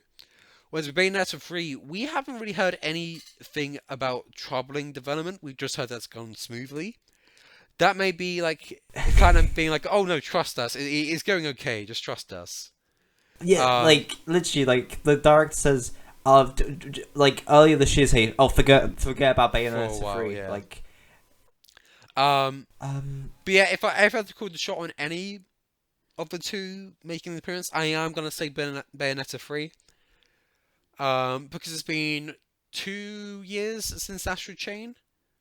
Um, but again, Platinum Games have been doing a lot. So I think they're also doing Babylon's Fall for Square Enix. Um, and they just put out a new mobile game for Apple Arcade recently as well. So yeah, who knows? We honestly, I think Babylon's Fall is confirmed to be shown at E3 in some capacity. So we are going to be seeing some Platinum games during E3 show. It just depends on if it's going to turn up in Nintendo's E3.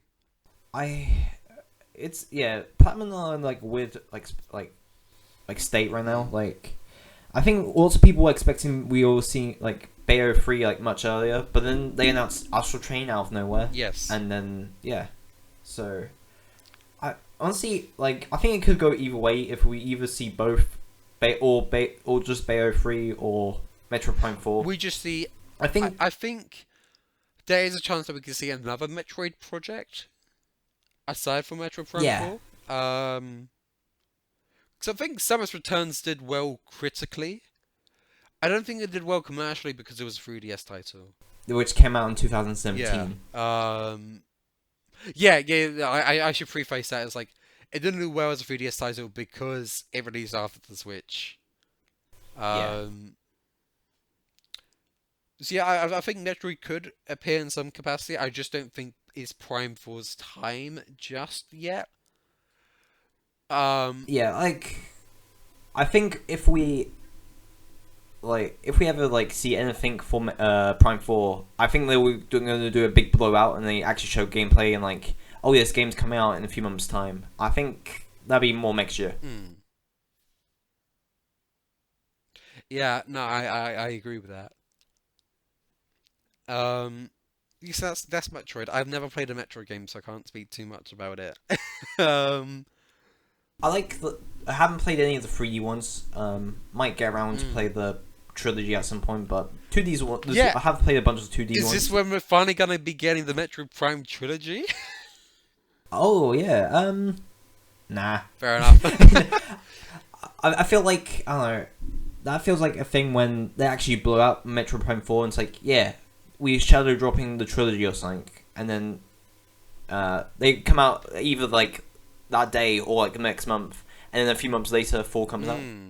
I can see that to get people prepped up for Prime 4. I can see that. Yeah. Um, moving on. Wait, like also another point, if they do announce Prime trilogy, Mm. people gonna get pissed and not if they want to see Prime 4. Like, where's Prime 4? I don't think they would. Yeah. Oh no, yeah. That's always gonna just be an inevitability, isn't it? Yeah, definitely. I mean, it's the Nintendo fan base. It's gonna happen Yeah, with but yeah, some I game don't or think it'd be another. yeah, I don't think it'd be a smart move of like announcing trilogy. Well, and not even mentioning about Prime 4 at all. Mm. Yeah, like I imagine we'll get like maybe some word on it, like oh, Metro Prime 4 like its development is still coming along smoothly. Just please be patient. I think that'll be fine. I think people would understand that. Could they do that again though? Like they did that like before. Like I think yeah, in the ideal world they could do that again, but yeah, people I don't know. I think people will be angry Mm. about that. I mean, like everyone, like at least one person will be angry at something. You Yeah, yeah. um, because that's for Metroid. I was gonna mention about Arms 2. Do we think Ooh. that's a possibility? So I think that is a possibility if I think it's either going to be Mario Kart 9 or Arms 2 because One, it's made by yeah, the same this is one or director, the other. Yabuki. Yeah. Like I think it was a coincidence those two games came out like in the same year, only a few months apart. Since Mario Kart 8 Deluxe was more a port Mm. with some enchantments, while Arms was a full new game. I think it'd be pretty cool to see Arms sequel, and then just improve on the few things more like the single player Yeah, content. because like contradictory to what I see so many people saying, Arms was not a flop. Yeah, it I sold mean, like well. it sold more than 2 million copies, right? Um, Yeah, so think it's a flop in comparison to Splatoon or another one of Nintendo's heavy hitters. Um, I do but believe that timing was so bad though. oh, like A that's month the thing. I before think Splatoon Arms was 2. just hit with like really bad timing. Um, Think that would have done even better if it was a launch title. hmm. I agree actually. I think so. I think either way, I think there is potential for the series to continue at the very least. And Yeah, so it'll be interesting to see like how that happens. Um, like I think yeah, expanding on like the lore and worlds because all those characters were each of the characters were interesting to see like their backgrounds and all that mm. stuff. It was super cool to see. It's a bit shame that we that apparently that visual novel got cancelled a few months ago. So yeah, Yeah, like the graphic novel was just like forgotten about, really. yeah, Um, yeah. I mean graphic novel. but yeah, it would be nice for like Arms to maybe like I don't think it needs to, but would be nice if it got a second chance just to see how it would fare. Um, Yeah, although can't see how they would expand the gameplay though. Like, exactly. surely it, That's my problem. it's Yeah. yeah. I think if they ever do a game in the Arms universe, it'd be like with something completely different. Mm. I funny enough call it my one of my ideas was legs Because and use you gotta the do the meme. the Oh my word. no, but literally you use like the what's it called the Joy-Con ring like straps and you put on your legs. Oh my word. If And they no, you use the ring. That's it. Everyone has like most play. Okay, I don't have one, but I know quite a few people who have the ring. It makes sense, and you can literally just buy that game and it could be called Legs 2 or something, or I don't know, Ring 2. Ring Fit Adventure 2, but it's actually a fighter now. Yes. Moving on, the next one on my list is Fire Emblem. Ooh. Ooh. Ooh. I think it's a possibility. If I'm gonna predict anything, I'm gonna predict it's another remake in the vein of Fire Emblem Echoes Shadows of Valentia. Um, I think that makes yeah. sense. As honestly, I'm surprised to see that Fire Emblem does have a pattern. When the fates when fates happened, so we got fates, then we got the remake, then we got Three Houses. That's around the same year gap. What like So actually? Oh no! Awakening was a few years. Awakening was 3 years before. Yeah. yeah, I'm this including Yeah. Awakening since that was more when the series just kind of rebooted Mm. It's more when it started with Fates. The gaps Yeah, like between I do Fates. think Yeah, like Fire Emblem has grown to become an like a tier A franchise for Nintendo, and so I think at least some project I can see getting announced. Um, for E3 2021, because again, the last time we've seen a proper installment in it, I believe. Well, I mean, we had the Shadow Dragon re-release at the end of last year. Oh Um, yeah, that which is a neat project, but again, like I feel that's more of like of a side thing rather than like a brand new thing. yeah. Um, It's not creating like new yeah. models or anything. It's just more translated. That's more like a translation job.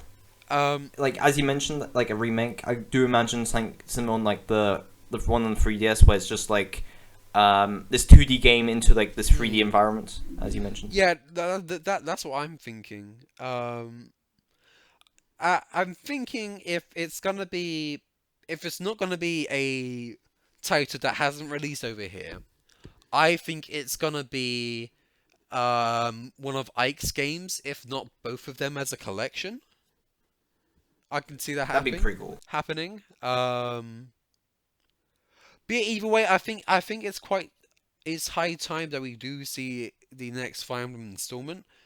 It'll be curious to see who is developing it because Koei Tecmo developed Three Houses because I think they needed help with the Gambit and the army system. So they had to have a lot of people on screen at once. Oh really? Yeah, I think that was the reasoning behind it. Behind it, Yeah, but because of that, I was not a fan of the models and like how some of the things looked in that game. It just kind of looked obvious that like, oh, this is a Koei Tecmo game. That isn't disrespect towards Koei Tecmo. yeah. It's just how I feel. But like, I'd be interested to see like a proper intelligent systems developed one, like they did with Fates, Echoes, and Awakening before it. Because I think in Yeah, terms of like and thinking and stuff, in terms of like the creative process, I think that was still intelligent systems. But yeah, I do think Intelligence will be probably handling the remake of this one since Koei Tecmo have been pretty busy with like mm, some projects over the past few months with like Age of Calamity. I guess Persona 5 Strikers, even though that came out more earlier, like 1 year, like yeah, more last year one for year Japan. later after Yeah, Japan. yeah. They also were been working on their like own series, anime like series. I forgot the name for it. The Potion Maker one. Italia Riser. Well, Yes, they made the it's sequel to the that. Italia series, but I think Riser has been so popular, so I think they're gonna continue that series of games. Which I Yeah. have no interest in. I don't think I have. I've never played it, but I know that the main girl Riser is very cute, so that's all I know. Hmm. Um, that and videos from Mr. Clemps, who's one of my favorite YouTubers. So that's basically my experience with the Atelier series for now. But yeah, like I Koei Tecmo would be weird. Like again, I'd be fine if they were to develop it again because I think they develop it again because I think they still did a good job with Free Houses. But we just have to see. Um, moving on, the next one on my list, I've got Kirby. I think it's time that we at least get a new announcement of a new project. From Kirby because it's been a while since Star Allies ended. Um, Yeah, we did get quite a few spin-off hmm, games, but I do think a new mainline game hopefully would be coming. Even like some of the development team did say, "Oh, this we are planning quite a few big things for like this year." Apparently, from interviews from earlier like this year. I think it's just kind of time that we do get more. I think more Kirby. Um, it'd just be interesting. Yeah. I'm gonna predict 3D, or at least it's gonna be something like Ooh. very ambitious and new. Because like Star Allies was sort of like a celebration of what came before it. So maybe they're like ready to head off in like a very brand new direction for the series. So that'll be interesting to see. Yeah, that'd be cool. I could see it maybe being the mix of 2D and Hmm. 3D. Um, yeah, like Kirby hasn't really done have any like main 3D games before, Hmm. so that'd be pretty interesting to see how like Kirby like plays it, like how the player controls Kirby Hmm. around these different environments, also like sucking like different enemies and like material like the environment. Hmm. No, yeah. I agree. What is the next one? What is the next one? Um, in terms of other Nintendo series that I have on my list, that's where I'm gonna end it unless you want to mention any other Nintendo series. Um, Monolith Soft. We did have Xenoblade Chronicles Definitive Edition last year. Do we think we're gonna see any new projects from Monolith Soft, or are we gonna see like maybe Xenoblade Chronicles X port? I think something's cooking. Recently, I think one of the music composers did show some of their like wrapping up some of the one of the projects they've been working on. I'm not really sure what they could do. Yeah, it could either be, as you said, export, maybe Xenoblade 3. But it's pretty hard to predict like the next Xenoblade game, because even like going from 1 to X is pretty different to 1, and then 2 is pretty different, and then people were expecting something similar to X, but it wasn't. They were going back to 2. So I do think maybe it's probably going to be a new Xenoblade game. I'm not sure how it will play or how it will look and stuff. I think because there was like the recruiting a while back for a brand new project from Monolith Soft. Sorry, I've kind of swallowed water the wrong way, so that's why I sound a bit weird right now. Um, but yeah, I do think Monolith Soft is gonna make an appearance in some form because it has been a while since we've seen Xenoblade 2. Oh god, that was a really weird thing I said right now because I've got tears in my eyes because of the fucking water going the wrong way. What? Yeah, no, like water goes the wrong way. And it's just so emotional, and that's why I cry. No. You crying for Xenoblade 3? No. I don't think a sequel for Xenoblade Chronicles X is gonna happen. I'm not saying that's not. Well, I don't think so, but I'm not denying that the possibility. Because I think they did leave that story on a cliffhanger. So they may be interested to re-explore that world. If not, I think... Yeah. If not Xenoblade, I think something Monolith is working on can make an appearance. Yeah. Which just came into mind. They probably could maybe do like Xenoblade X2, and then they announce the port right after that. Yeah, that's what I was just thinking. It's like, if they're going to do Xenoblade 2, I think it would make the most sense to get Xenoblade Chronicles 1... Xenoblade Chronicles X put it over first. To get people ready for it. You got and then all the like more recent Xenoblade games are there, on the Switch. Yeah, that's what I would agree with. Yeah, I think it's a possibility. The very last Nintendo franchise I have, Animal Crossing. Do we think we're gonna be seeing any more from New Horizons, or do we think that's it for New Horizons? I do think we'll get some updates, but I think that'll be in its own time. But I tell you what they're going to announce at E3 though. Animal Crossing Amiibo Festival 2. No. That's implying that... Use the Amiibo. That's implying that they're actually going to be serious about bringing Amiibo back. Where like... Well, they got like, so many Amiibo. Might as well use them. I mean like... They didn't really use... Nowadays, I feel like Amiibo is like... used like they're just figures now because they're only just for Smash. I feel they did release they have I don't Capcom have handled the Monster Hunter amiibo, but they still did amiibo for that. And they did Cat Mario and Cat Peach amiibo for 3D World. Oh yeah, I forgot those happened. Yeah, and also we got the new Zelda Skyward Sword amiibo coming. Yes. This July. How could I have forgotten that one? Yeah, honestly, I might just pick up that amiibo. Just for the hell of it. Just for the hell of it. Yeah. What else? But yeah, I think...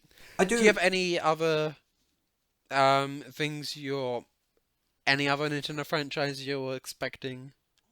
Oh, we forgot. Okay, it's not main Nintendo, but I do definitely feel like we're gonna see SMT5 I was gameplay. going to mention this. Yeah, I think that's where we're gonna get the release trailer. Well, the release date trailer and like more gameplay of it. Yeah. So I agree with you there. Like I think it's time. Apart from like the recent leaks about it, I do think we're gonna see like a trailer for it and maybe some gameplay in that trailer. During probably the direct. Because even without the leaks and stuff, I think last year they did give us that new trailer during the summer, I believe, saying that it was gonna be a 2021 game. And we haven't heard anything. So Okay. I think Yes. we're gonna have to hear about it eventually, and I think E3 would make the most sense. Um, SMT. Yeah. SMT5 got in July last year. Got confirmed for a 2021 release date worldwide. I hope they keep to their words because I'm sick of Atlas games for taking forever. well, like, thankfully, I think they're gonna be doing a global release for SMT5, which is nice. Yeah, it's worldwide. Very nice. I do have my I do have my doubts because of the pandemic, but I hope they keep the words like, yeah, this game's coming out everywhere. Like, even looking back at even ignoring Persona 5 Strikers, SMT4 didn't came here in Europe like a year later. Meanwhile, Japan and America got like around the same time. Oh, right. But yeah. Okay. There's so many examples where I can just list off. Oh, Atlas have to wait for so long for a Europe release date. But yeah. Yeah, well, like, I mean, speaking about this, and I think this will lead on to, like, finally our discussion about other E3 presentations, even though I don't think we're gonna have too much to say anyway. Persona on Switch, is it finally gonna happen? No. Okay. I'm gonna say that as well, I think. I like inside me, I really want to say yes, but I think Atlas for E3 are really going to focus on SMT5. I do think there might be a possibility we might get some more Persona ports on PC, maybe at PC Gamer Show. I think because I think if Golden didn't resonate so well on Steam, or if they didn't even release it at all, we wouldn't have like SMT3 being ported to Steam as well. We wouldn't have Strikers being ported to Steam. And I think that's been good because I think it's shown Atlas the value of going multi-platform. I don't think we're gonna see saying anything of Persona 6. If we are, I think it's gonna be add their own concept thing like they did for Persona 5, I believe.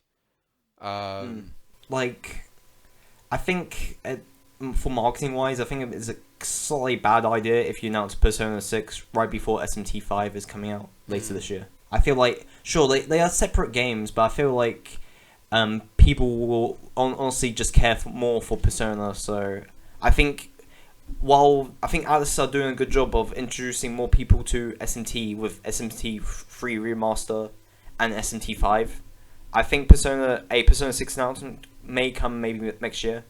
But I do expect some more spin-offs this year, maybe, for Persona 5. Yeah, I was gonna say, like, I think if we're gonna get any more Persona games, it would be either like ports or spin-offs, I think. Yeah, I think to celebrate Persona's anniversary, as we said, it's gonna be enhanced ports and spin-offs.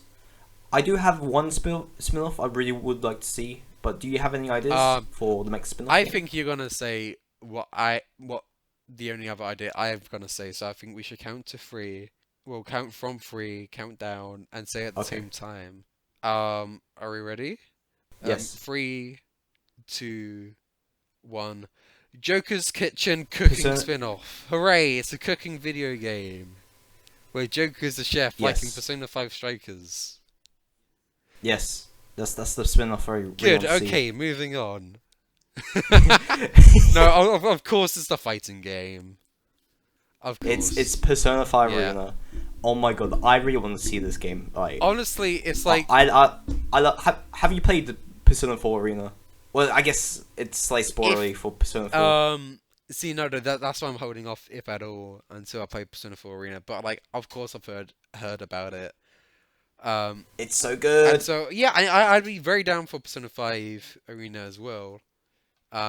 Like, they could do so much. Like, quickly, just like, of course, like the main cast from P5, Persona 5 will be there. Plus, also just bring some of the older characters from Persona 4 and Persona 3. I think the thing I would love And this is gonna lead on to a rant about another Persona 5 spin-off.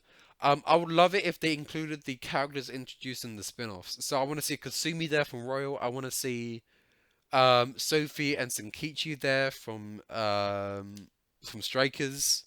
Yeah. Because like I think actually, if there's one thing that I do want them to return to, I would actually quite like them to return to the dancing rhythm spin-off, because I think there's so much more now that like you've had like Persona Q2, the you've had more of the anime, you've had Royal, you've had Strikers. There's so much more music to pull from.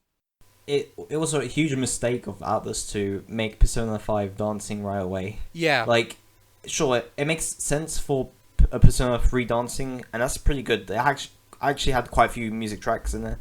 But man, Persona 5 dancing, I sometimes just go back and play that just to chill out. And it's like, oh, I really want these songs from Royal. Oh my god. like I did enjoy it. I do enjoy dancing in Starlight, but yeah, I do think it doesn't really feel a celebration of like the Persona 5 like multiverse, let's say, as a whole, because we don't have Royal, we don't have Q2, we don't have these other Persona projects, and I think that has removed such a big lineup or potential. Um, that's one thing I hate about it, as well as the music video for Last Surprise in Dancing Starlight. I really hate that music video. It's so Wait, is that the one where the robber, like the no, jail, because, no, no, no, the no. That's robbery? Life Will Change, and that's with the guys in the Phantom Thieves. Oh, I think that's fine, but then oh, the Last Surprise is one of the girls, and I just think it's kind of tasteless. I don't know. yeah. I know. No, I it is hate pretty it. tasteless. I It's hate it. boring. It's just like I just want to focus on the good tunes, but like instead I'm just seeing like again like even then the only kind of character that would kind of wear that kind of stuff and it makes sense would be Anne, but even then that's still really weird. I don't know. It is weird, and like even talking about like adding royal music, Kasumi like does dance, not really dancing, but like oh, I forgot She does what she does, but you know, gymnastics. gymnastics more. But yeah, It would she, work so yeah. Oh well my into god. like a dance set. Um, Oh. and of course having Akechi there as a proper dancer instead of like actually just fuck it, have Maruki there. Have Takuto Maruki there as well. Oh my. I would love that so much. Just yeah, just add all the villains from P5 Yeah. as well. And then like You be and able then to dance throw them. your mask away is with like everybody in the Phantom Themes again, in addition to Akechi and Kasumi now. I think that'd be really nice. Um Yeah, man. right, anyway, that's enough. That's a bit of a further discussion from fucking the dancing minigame thing. Um Just watch SMT5 dancing. Just wait for it. I think another one that I think we may I think one big. I think this is towards the end of my predictions now. I don't really have much more to say. Um, but Game Pass on the Nintendo Switch. No. Okay, It's me just saying no, but I'm don't- thinking it's a possibility. I think it's a neat idea. Hmm. Like, I think more. I just see it because that'd be more like a competitor for Nintendo since they host their Nintendo eShop. Like, meanwhile, Game Pass is like if it's on the Switch, people could just do that and get the game from there for only like so much each month. Hmm. And I don't know, like I think it could happen, but I think what Nintendo would like more be more strict with the the Game Pass. Like I don't know, let's say if Well, I think they would have to be more restricted with Game Pass because the Switch isn't as powerful as the PC or the Xbox. yeah, that too. Series of consoles. It's more like also let's say like this developer is making this port for the Switch, specifically for the Switch, but maybe it's on Game Pass as well. And then let's say if that developer is releasing a game, but it's already on Game Pass. I don't know. I think that just really breaks how you can market a game. It's like people could buy the full game at full price, but they can just get on Game Pass. No, I see what you're thinking now, actually, and now that now that you say it out loud, that does make a lot of Like, sense. I think a good example is with the recent Doom Eternal. That game, when it came Hmm. out like digitally, it was a full price. I think around a full price game. I might be like wrong. That's a fair point, actually. Yeah. I think a lot of people have been forgetting like marketing and all that stuff. It's like, oh, okay, yeah, sure. I mean, like, I'm not gonna like say again. I'm not gonna rule it out, but I think with that kind of logic, I think that does make some sense. Yeah, It depends on like how much of a cut Nintendo would get from people that get Game Pass and Switch, right? yeah, Um, but yeah, I can't imagine it happening though. Uh, like sure, I think it'd be cool to have like I think it's more like Microsoft winning. Microsoft wants it on Switch rather than Nintendo wants it. Or like Nintendo didn't reach out to them, Microsoft reached out to Nintendo. yeah, like Um, I do think that because I think we are gonna see some sort of collaboration between Xbox and Nintendo at A3. Um, yeah, I'm hoping that they take the opportunities to like see like, oh, we've got these like the rare games like Banjo Kazooie, Conker's like Bad Fur Day. We're just seeing those IPs, but they could probably do a lot better on the Nintendo platform, and so they make those kind of games available. I could see that. replay collection on Switch. I think that's just like a no brainer. Especially with sure as this is like counteracting with our like advertising earlier for Smash characters, but especially with the interest with Banjo and Smash, people want to play those Mm. games. And even though Sakurai says, "Oh, play on the Xbox," not everyone has an Xbox. So Yeah. um, um. Yeah, that's the thing. I would love to try it. I'm tempted to try Games Pass over the summer on my PC just to play Banjo if it has it on ooh, there. Like, I think it's only Game Pass is on PC. Yeah, so you can only use Banjo. I think Rare Replay only on the Xbox and not on the PC. It's some okay. games are compatible for both platforms, but it might have changed since I last used to it. But I'm not really a big fan of Game Pass. Some games really do take because I only have a PC, not Xbox, so some games really Yeah. do take a lot of storage, and I can't deal with that. Mm. Um, I think I like it. For me, I just prefer. I do admittedly prefer to own my games. So if I'm given the option, I think I would rather go and pay potentially even more just to own the oh, game. same here. Uh, Yeah, I love my physical games as well. Like sure, digital's cool as well, but physical games are not under a service oh, like is super cool. even comparing digital to like service, like games as a service. Well, not games as a service, as in games via a service like Games Pass. Um, Only other thing I want to mention from the E3 would be, I don't think you'll be too interested in this, but Kingdom Hearts. Um, because like recently, last week, they ended the mobile game, um, which has some very, very crucial information to the overall lore of the series. So I'm feeling like they could release like a repackaged like movie to get everyone up to speed about it. Um, Well, and sell as a game. Maybe not as a game, but like as a like an anime film or something they put on Disney Plus, for example. I can see that happening Oh yeah. because I did that with the same series Union Cross. They had like Union Cross back cover, I believe. Was like a movie detailing the events of it. In Kingdom Hearts 2.8, that collection. Mm-hmm. Um, and we do have Kingdom Hearts 20th anniversary next year. Yeah. So, Uh, um, like who knows? I don't think you have much to say about yeah, it.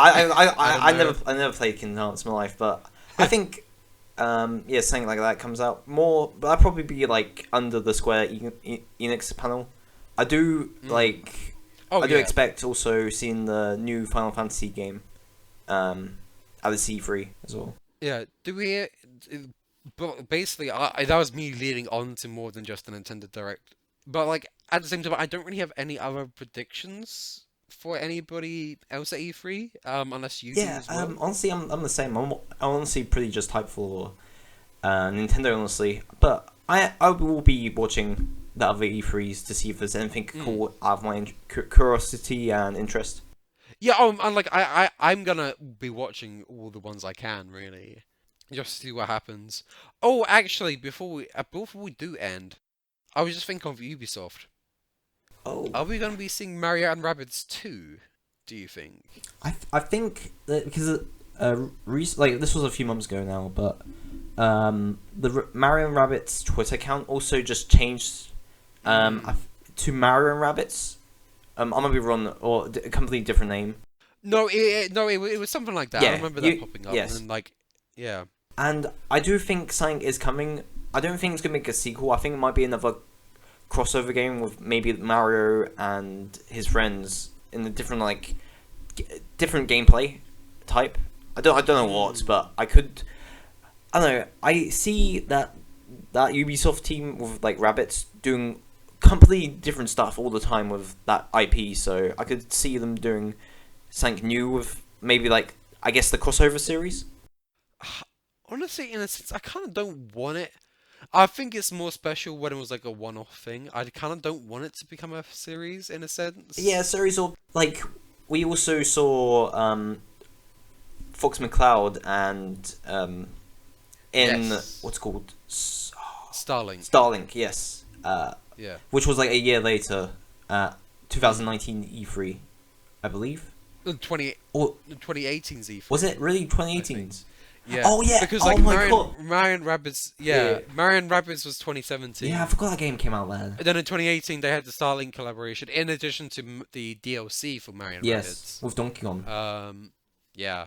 Yeah. I do think a new Mario and Rabbids is likely. I'd be interested because I didn't absolutely love Mario and Rabbids, but I did enjoy for what it was. Yeah. Like I haven't played it. I am planning to play it at some point, but yeah, it looks pretty unique and cool. Yeah, like I do expect something either another Nintendo collaboration like that. For like yeah, for other Ubisoft stuff, I don't really expect that much. I do hope another Rayman, but I don't think that's going to happen. I don't think so. Imagine Mario versus Rayman though. That'd be pretty epic. That'd be quite cool. That'd be quite interesting. And that would be But then like that would be Rayman not even getting to Smash then. yeah. Yeah, but I think it's a good gateway of like It's yes, true, Rayman yeah. is still a thing. We might be making a new game for Rayman in the future. I don't really have anything else. Like I'm thinking. Yeah, like I think for me, I don't know. I again like you, I'm just like really excited for like all the things that's gonna happen. I'm pretty excited. It's just gonna be exciting. I don't know. I think Ubisoft is technically gonna be the first, although I'm gonna be sneaky and count Jeff Keighley's Summer Game Fest as E3 because they're so close. Honestly, I think like E3 started when the first few announcements happened with like Dragon Quest and something. We just in the E3 like period. I'd now. say E3 season started around then. Yeah. Once we got those announcements. But like the like show and like the core of the season, I think is gonna start with Jeff Keighley's Summer Games Fest and then the E3 presentations because it's all gonna be like so big titles all together and we don't even know. Well, I think we know like some things that are gonna pop up, but not everything's that's gonna like pop up, and I think that'd be really exciting to see. More out of my interest, we'll probably see the new Halo at Xbox. PlayStation doesn't really have any like stuff they're showing. Like, sure, they did show New Horizon Dawn, but that was more a state of play, which happened last week, I think. They didn't seem to be showing a little while ago. There doesn't seem to be any other news from them. However, there's Ratchet and Clank coming out like this month, so they're pretty fine. Yeah, and I think that's all I have to really say about E3. So I guess we are finally done here. 2 hours. Oh, I can go on for ages about a lot of things. All right. So I guess I've just seen your Discord status message, It's baby. always been like that. It's amazing. Oh, has it? Oh, Yeah. I just saw it now. Um, all right. So I guess that's the end of the discussion. Pixel, Luca, where can people find you? You can find me on the cool Twitter at PixelSquid_. Or you can just type in PixelSquid on YouTube. You can find amazing content and live streams about Splatoon. Pretty cool. I just like the pretty cool at the Yeah. end. Pretty cool. It's like a Nintendo being like, "Oh, please buy our new Nintendo Switch Pro. It has It's 4K. pretty. Pretty cool." It's pretty pro. Oh my word. Um, but yeah, again, like as always, thank you so much, Pixel, for coming on to talk about E3. Um, Perhaps we will meet again to discuss what's been shown at E3 after E3. Maybe. Who I'll be knows? down. We shall see. Watch out! Watch that Sam's gonna happen, and then you get comments. Where's the next talk or whatever? That's implying that a lot of people are gonna watch us anyway. I think people will watch us. Yeah, that's me just being down. Sorry for like being a downer. Gotta give hope. Um, Do the work. Do the you thing. gotta believe. Gotta believe. If I, if you don't believe in yourself, I believe in you. Or Believe believe in in me who believes in you. Kamina. Oh no. That's my favorite quote out of the whole series. Oh, absolutely. All right. Well, with that, thank you all so much for listening to our ramblings by E3. We hope that you will enjoy this year's E3 as much as we will, and we hope you all enjoyed. And until next time, happy gaming. Happy gaming, everyone.